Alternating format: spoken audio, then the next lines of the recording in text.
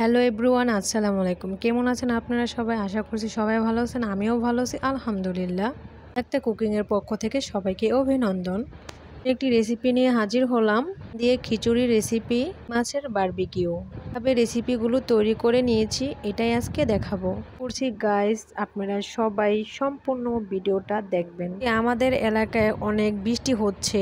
কোন এলাকায় বৃষ্টি হচ্ছে কমেন্ট করে জানাবেন। আমি কিছু মাংস নিয়েছি, কেটে সুন্দর করে ধুয়ে নিয়েছি। চুলা অন করে কড়াই বসিয়ে দিয়েছি।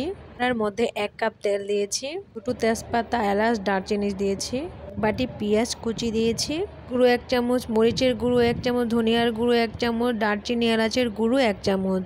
তাকে 1 কাপ পানি দিয়ে সুন্দর করে কষিয়ে নিয়েছি। কষানোর পর মাংসগুলো সুন্দর করে কষিয়ে নিয়েছি, মধ্যে কোনো পানি দিইনি। মাংস সুন্দর করে কষিয়ে নেওয়ার পর ডাল দিয়ে দেব। এখানে আমি 1 কেজির মতো চাল ধুয়ে সুন্দর করে নিয়েছি। ডাল সুন্দর করে ধুয়ে করে নিয়েছি। ডাল ভেজে নিয়েছি। ডাল একসাথে সুন্দর করে কষিয়ে নিব। ডাল আপনাদের পরিমাণ মতো দিয়ে রান্না করে খেতে পারেন। মিনিটের মতো চাল ডালকে কষিয়ে নিব। মতো লবণও দিয়েছি। এর মধ্যে ডালটা একটু বেশি দিলে খিচুড়িটা খুবই মজা হয়। আমি 2 থেকে 3 গ্লাস পানি দিয়েছি। পানিটা আপনাদের পরিমাণ মতো দিবেন। এটা অত লেসকাও হবে না, হবে না, আঠালো টাইপের।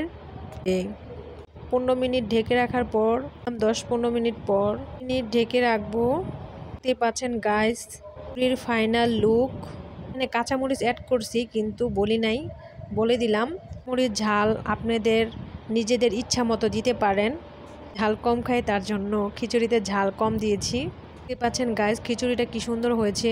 পরিবেশন করে নিব। খিচুড়িটা আচার দিয়েও খেতে খুবই মজা। অবশ্যই আপনারা খাবেন আচার দিয়ে। কিছু সালাদ নিয়েছি, লেবু নিয়েছি, আর পেঁয়াজ নিয়েছি। কাঁচামরিচ খান তাহলে নেবেন।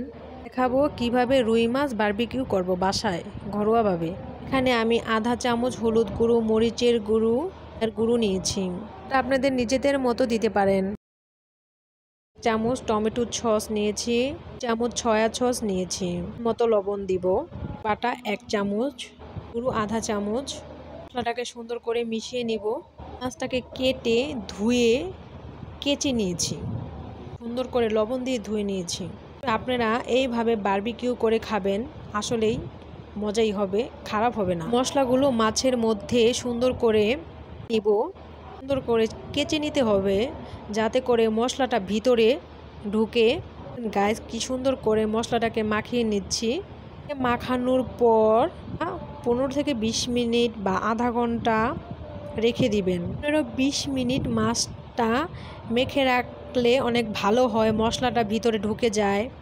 গাইস, অন্য মশলাগুলো সুন্দর করে মাছের মধ্যে মাখিয়ে নিয়েছি।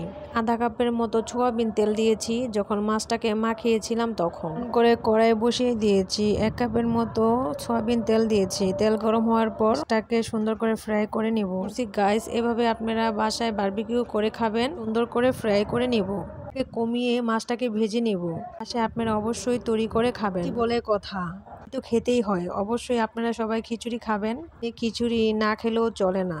এখানে আজকে অনেক বৃষ্টি, ঝড়। কোন এলাকায় ঝড় বৃষ্টি কমেন্ট করে জানাবেন। ঝড় বৃষ্টির কারণে আমাদের এলাকায় সারাদিন কারেন্টও ছিল না, বা কারেন্ট এখন পর্যন্ত নাই। আছেন গাইস, কি সুন্দর করে মাছটাকে বারবিকিউ করে নিয়েছি, আর ফ্রাই করেও নিয়েছি। যেটাই বলেন না কেন, ছিল আজকের রেসিপি। ভালো লাগলে সবাই লাইক, কমেন্ট, শেয়ার করবেন, করে জানাবেন রেসিপিটা কেমন হয়েছে। কোন কোন দেশে থেকে, কোন কোন এলাকা থেকে দেখেন কমেন্ট করে জানাবেন। বেশি বেশি করে শেয়ার করে দেবেন। সাবস্ক্রাইব করে অবশ্যই পাশে থাকবেন। আপনাদের কি কি রেসিপি লাগবে কমেন্ট করে জানাবেন, ওই রেসিপি দেওয়ার চেষ্টা করব। ভিডিওটা দেখার জন্য সবাইকে ধন্যবাদ। সবাই ভালো থাকবেন, সুস্থ থাকবেন। আল্লাহ হাফেজ, বাই বাই, টাটা।